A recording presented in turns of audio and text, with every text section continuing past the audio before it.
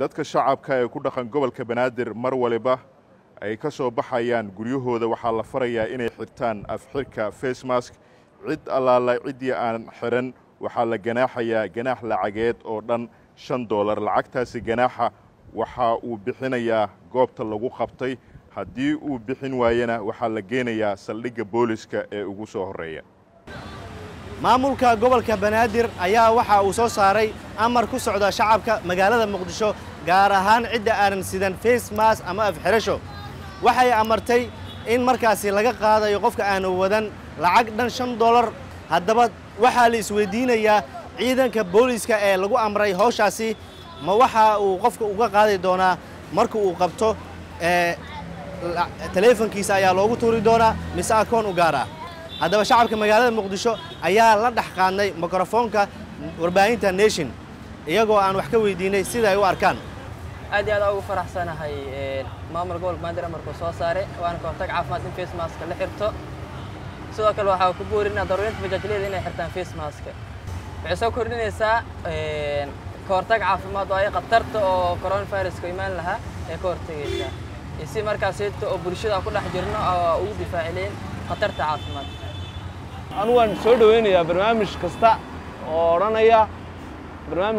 oo oranaya dadka xanuunka waa laga wacyigelinaya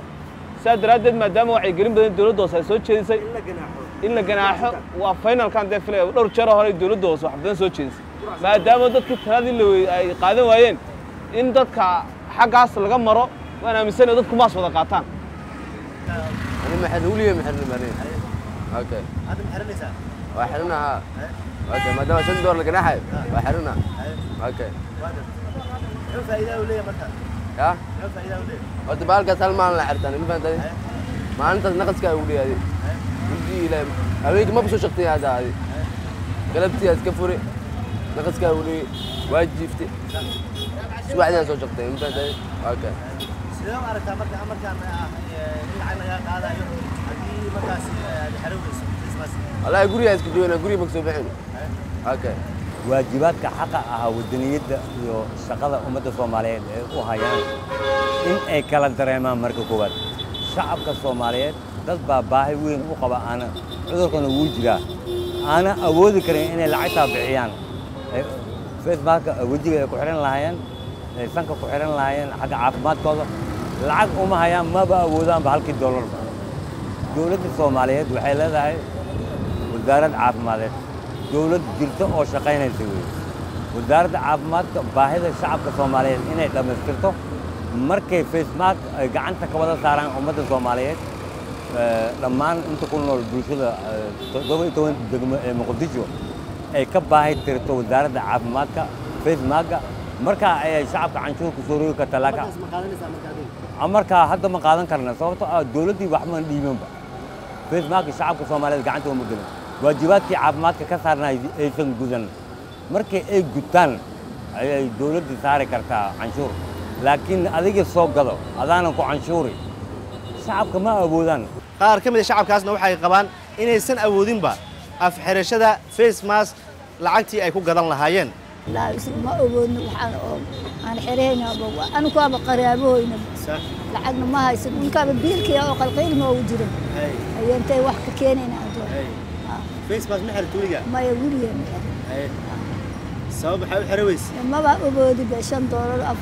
بيقولوا نقول يا بلا أنا اسمه أو جيت تسحرين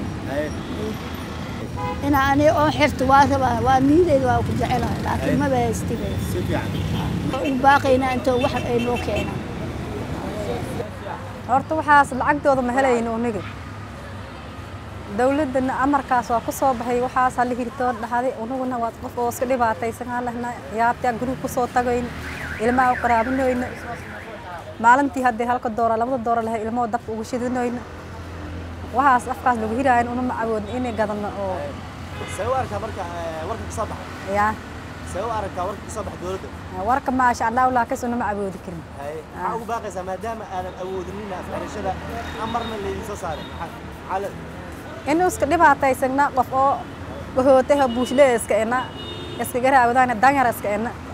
ya awoodniya ka hadalaan maxamed yaxya jiino warbaahinta Nation Muqdisho